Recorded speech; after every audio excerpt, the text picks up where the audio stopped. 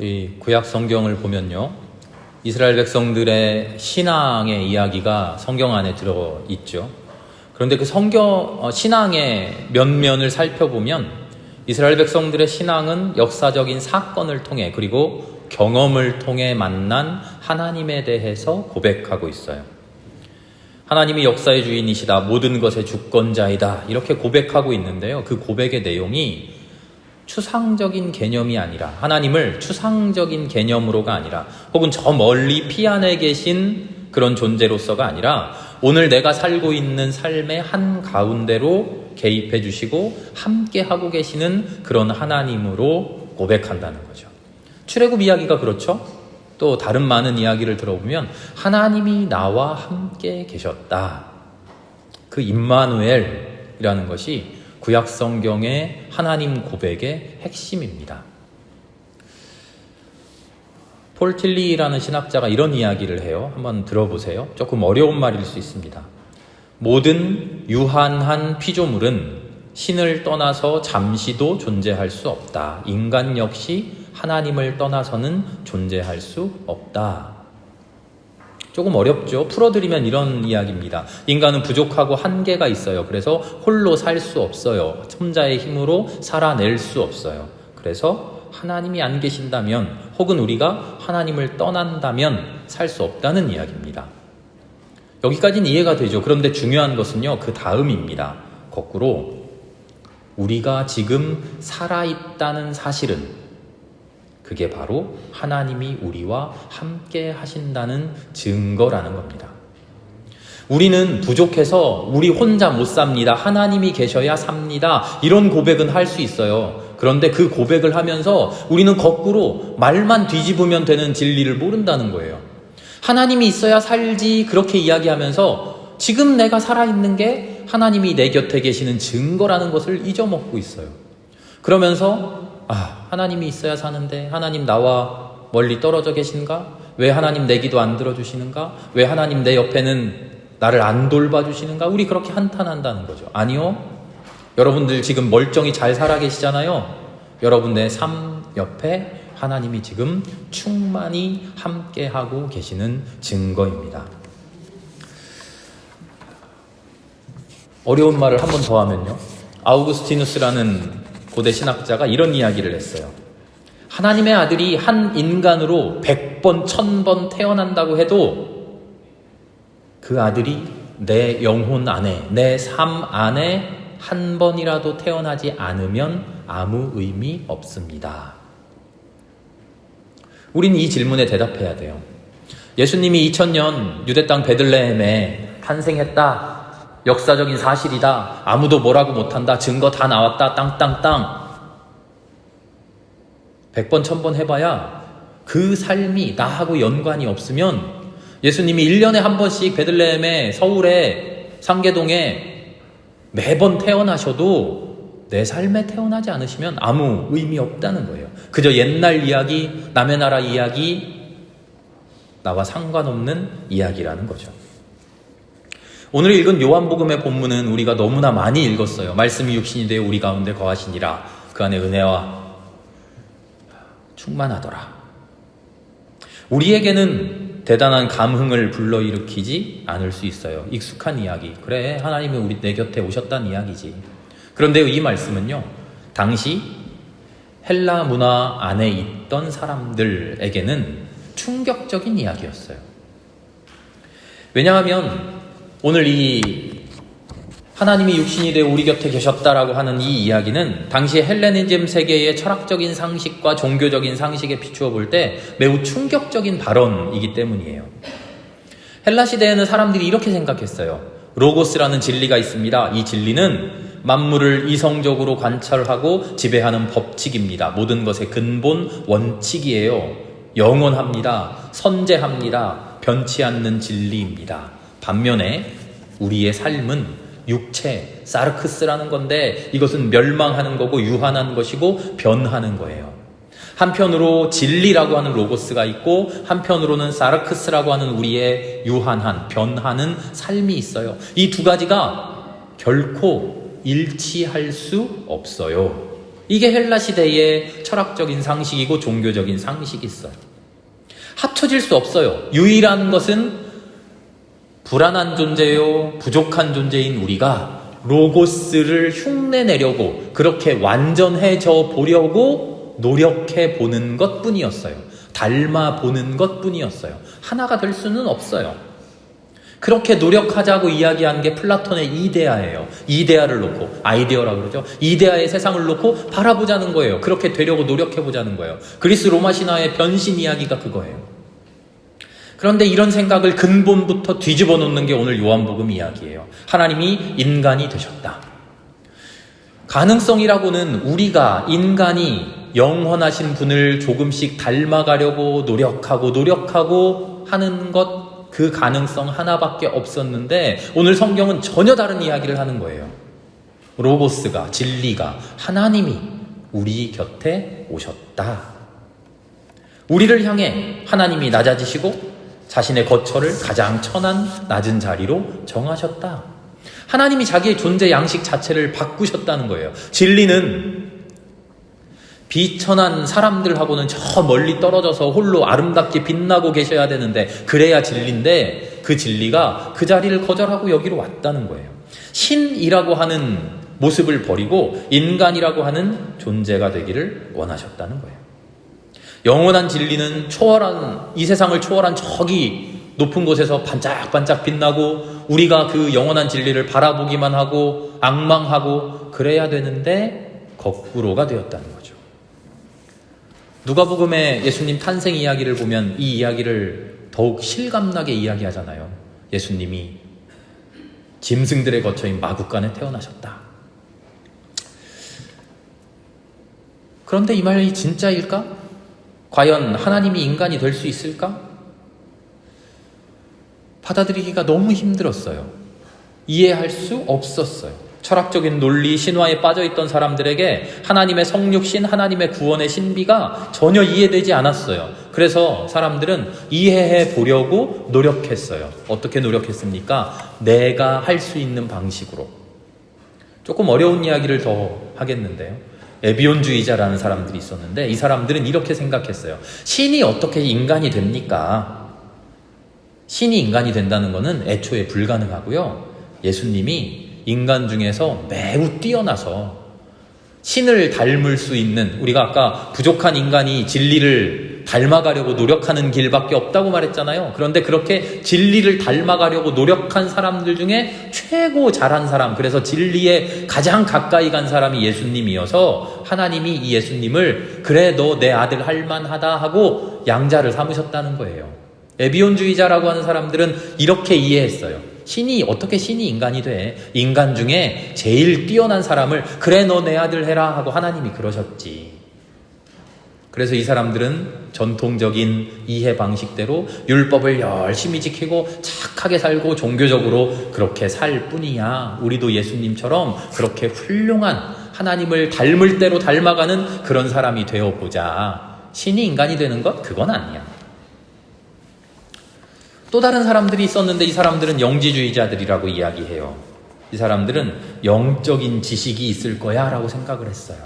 하나님이 우리와 하나 된다고 하는 것, 그것은 이 세상에서 일어나는 일이 아니라 저 세상에서 일어나는 일인데, 저 세상에서 우리가 이 세상의 진리 말고 또 다른 영적인 신비한 지혜를 얻으면 이 세상을 벗어나서, 이 세상을 뛰어넘어서 뭐 죽든지 들려 올리든지 해서 저 곳으로 가서 하나님과 하나 될 수 있어. 그렇게 생각했어요. 가현설주의자들이라는 사람도 있어요. 이 사람들은 그래 신이 인간이 된 건 맞는데 진짜 인간이 된 게 아니라 인간처럼 인간의 탈을 쓰고 잠깐 나타나신 거야. 그리스 로마 신화 같은 거 보면 그런 이야기 많죠. 제우스가 인간의 모습을 하고 오고 혹은 황소의 모습을 하고 잠깐 짠 하고 나타나듯이 예수님은 진짜 신이신데 우리 곁에 인간의 모습을 하고 오셨을 뿐이야. 그런데 그 본질은 그냥 하나님이야. 하나님이 이 세상에 오신 것은 맞는데 진짜 인간이 된 게 아니라 우리 눈에만 인간처럼 보였을 거야. 어려운 이야기를 길게 했는데요. 이 모든 이야기의 핵심은 뭡니까? 수많은 사람들이 저마다 하나님의 구원을 믿는다고는 했지만 진짜로 하나님이 우리 곁에 오셨다, 진짜로 하나님이 인간이 되셨다, 진짜로 하나님이 내 안에 태어나셨다라는 것을 아무도 믿지 못했다는 거예요.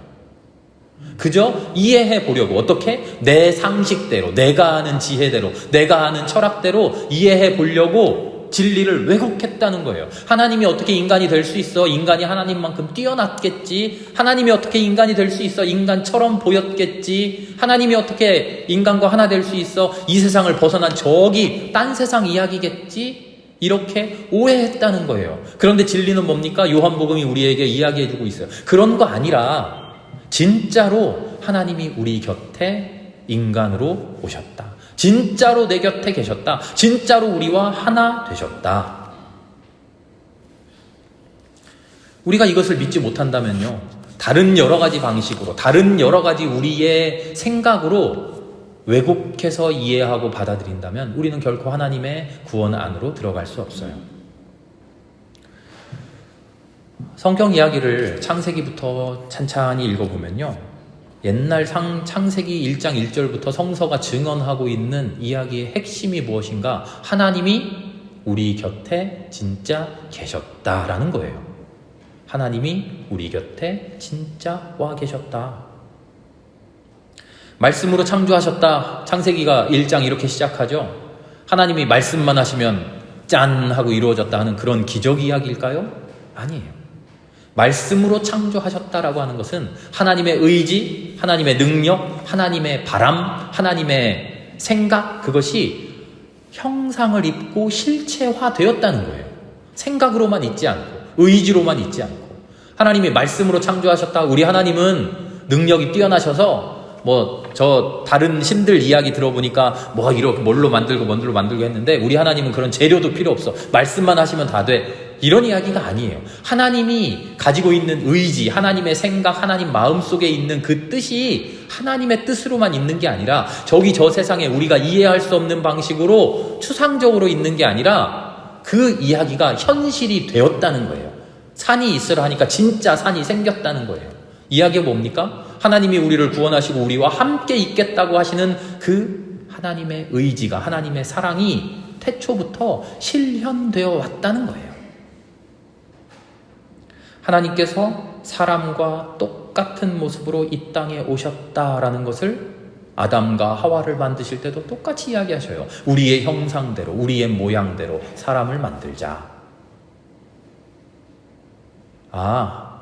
우리가 하나님을 닮았으니까 하나님도 똑같이 이렇게 눈 2개 달렸고 코 있고 입 있고, 하나님도 이제 연세가 오래 되셨을 테니까 노안이 와서 안경도 쓰셨고, 그런 이야기가 아니라 우리가 살아가고 있는 이 모습이 하나님의 의지, 하나님의 생각, 하나님의 존재하심을 그대로 닮아 있는 실현된 작품이라는 거죠.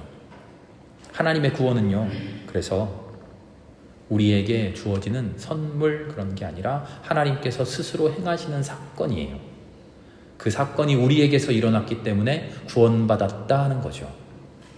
태초부터 지금까지 줄기차게 이 땅에서 행하고 계시는 하나님의 구원 사건은 성육신으로 일어나요. 사람을 만드시고 그 사람을 하나님의 똑같은 모습으로 만드시고 그 사람 안에 임하셔서 그 사람이 하나님처럼 살 수 있도록 인도해 주시죠. 다만 우리가, 그렇게 창조된 우리가 하나님의 인도하심에 온전히 순종하지 못할 뿐이죠. 말씀이 육신이 되었다. 요한복음은 그것을 이렇게 고백한 것이죠. 하나님은 태초부터 지금까지 우리와 함께 계시기를 원하셨어요. 우리와 하나 되기를 원하셨어요. 너희는 인간이고 나는 하나님이니 너희는 나를 섬겨야 된다 하고 에헴하고 존경받고 공경받기 위해서 비천한 우리를 만드신 것이 아니라, 우리를 만드시고 내가 너희와 함께 해줄게, 내 힘으로 내 능력으로 너희와 동행해줄게, 손 내밀고 계시는 하나님인 것이죠. 그 하나님의 손을 붙드는 역사가 성경에 계속 기록되어 있고요, 그 하나님의 손을 붙들어서 과연 살아낸 삶의 이야기들이 증거되어 있는 거죠. 그 증거를 가지고 우리에게 계속 권고하는 겁니다. 여러분도 그 손을 붙드세요. 그 손을 붙들면 이미 여러분 안에 함께 계신 하나님이 여러분의 삶을 온전히 주장하십니다. 하나님과 하나 되십니다. 빛이 어두움에 비치면 어두움은 사라지죠. 찬란한 광명만 존재합니다. 말씀이 육신이 되어 있다라는 것은 우리 안에 이미 찬란한 빛으로 가득 찬 충만한 자리가 되어 있다는 거예요. 우리의 삶은 누추한 마구간이지만 우리 안에는 빛나는 별이 자리하고 있다는 거죠. 하나님이 우리에게 거처를 옮기셔서 저 높은 보좌에 살아계신 게 아니라 우리 안에 살아계신다는 거죠. 그렇게 우리의 삶을 온전히 바꾸어 놓으신다. 오늘 내 안에 하나님이 태어나십니다. 오늘 내 안에 예수 그리스도가 태어나십니다. 그래서 나와 더불어 숨쉬고 나와 더불어 아파하시고 나와 더불어 고통을 나누십니다. 이게 성육신의 신비예요. 지금 나에게 오셔서 내가 살 집을, 내가 살 곳을 바로 너로 정했다라고 말씀해 주시는 거죠. 우리의 삶을 돌아봐야 돼요. 이 말씀에 응답해서. 사실 내가 뭐 하나 내가 이룬 게 있나요? 내가 살아있는 것부터가 내 능력이 아니지 않습니까? 나에게 가족 있는 것, 나에게 좋은 이웃 있는 것, 사랑하는 사람들 있는 것, 이제까지 이렇게 부족함 없이 먹고 살 수 있었던 것, 내가 원하는 일 할 수 있었던 것, 어느 것 하나 내 능력으로 내가 이룬 것 있습니까? 하나님의 은혜 아닌 것 있습니까? 그 은혜의 정체가 하나님의 함께 하심이에요. 하나님께서 저기 저 높은 보좌 위에 계신 게 아니라 지금 내 삶의 곁에 계셔서 내 비천한 구유 위에 오셔서 함께 하셨다는 거예요. 하나님의 은혜는요, 우리가 계속 기도하니까 계속 그 듣고 계시다가 아 그래 네가 원하는 게 이거구나 이거 가져라 하고 던져주는 그런 식의 은혜가 절대 아닌 거죠. 하나님의 은혜는 철저하게 함께 하시는 은혜예요. 그게 오늘 요한복음의 고백이죠. 그럼 우린 다시 묻습니다. 우리가 이 땅에서 누린 행복 무엇입니까? 내가 기뻐하는 건 뭡니까? 나 어떻게 살아가고 싶습니까? 다른 사람보다 돈 많이 가지면 행복합니까? 좋은 집에 있고 좋은 차 타면 행복합니까? 아니죠. 물질은 그저 부족하지 않을 정도면 족하죠. 진짜 우리의 행복은 뭡니까? 사랑하는 사람들과 함께 있는 것, 함께 사는 것, 함께 즐거워하고 함께 기뻐하고 함께 슬퍼하고 함께 놀고 함께 일하고 때로는 함께 싸우기도 하고 다시 함께 화해하고 그런 함께하는 삶을 살아가는 거죠. 우리끼리만이 아니라 하나님과도 함께. 그게 진짜 행복이고 그게 진짜 구원이죠. 주님께서 우리에게 말씀하십니다. 내가 살 곳을 너로 정했다. 내가 살 곳을 너로 정했다. 하나님이 주소를 쓰시는데 우리는 노원구 상계동 어쩌고 저쩌고 쓰는데 하나님이 본인의 개인 신상 기록가들을 쓰시면서 주소 주재훈 목사의 마음속, 주소 이남송 장로 마음속, 주소 누구 집사 삶속 그렇게 쓰신다는 거예요. 내가 나에게 하나님이 나는 여기 살아 라고 말씀해 주신다는 거죠. 잠깐 방문하시는 게 아니라 아예 거처를 정하고 함께 사신다는 거예요. 함께 태어나고 함께 살고 함께 죽기로 작정하셨다는 거예요. 그래서 우리의 신앙생활은 멀리 계신 하나님을 그저 바라보기만 하고 그저 우러르기만 하고 그저 두려워만 하고 그저 기도하는 것만으로 그쳐서는 안 돼요. 우리의 신앙생활은 바로 내 곁에 계신 하나님을 경험해야 돼요. 내 곁에 계시니 감사합니다 그걸로 끝나는 게 아니라 내 곁에 계신다네 그런가 보다 하고 아는 게 아니라 내 곁에 계신 하나님을 만나야 돼요. 내 곁에 계신 하나님과 교통해야 돼요. 우리의 신앙생활의 핵심이 거기 있어요. 내 곁에 계신 하나님을 날로 경험해야 돼요. 아침에 일어났을 때, 눈 뜰 때, 맛있는 밥을 먹을 때, 가족들과 이야기할 때, 나에게 모든 일이 생길 때, 그 모든 현상, 모든 삶의 중심에서 하나님이 내 곁에 계시는구나. 그것을 매일매일 느껴가야 돼요. 그게 우리의 구원입니다. 하나님만 살 곳을 내 곁으로 정하시면 되는 게 아니라 우리도 내가 살 곳을 하나님 곁으로 결정해야 돼요. 어디에 거할지. 하나님 믿는다고 하면서 하나님을 예수를 구주로 고백하면서 정작 내 삶은 내가 살아가고 있는 나의 거처는 하나님 나 독립해서 혼자 살래요. 나 원룸 나가서 살래요. 그러면 안 된다는 거예요. 하나님 곁에 살겠습니다. 하나님 나와 함께 해주십시오. 하나님과 함께하지 못하고 하나님 곁에 있지 못하고 나만 좋은 곳에, 나만 행복한 곳에, 나만 즐거운 곳에 그렇게 홀로 살고 있지 않은지 우리의 삶을 돌아볼 수 있기를 바랍니다. 내 안에 주님 이미 오셨습니다.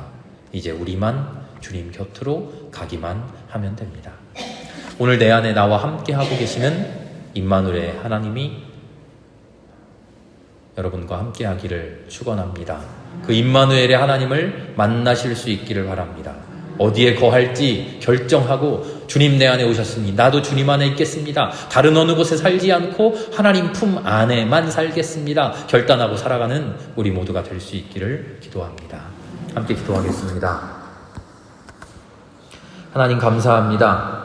이 비천한 나의 삶의 자리가 무엇이라고 이 나에게 오셔서 살아가겠다고 말씀해 주시는지 모르겠습니다. 부족하지만 비천하지만 고달프지만 제 삶의 중심을 주님께 내어드리겠습니다. 그렇게 나도 주님 안에 살겠습니다. 오늘 주님을 만나 주님 온전히 하나 되는 그런 삶이 내 안에 일어날 수 있도록 주여 성령으로 인도하여 주시옵소서. 모든 말씀 예수님의 이름으로 감사하며 기도합니다. 아멘.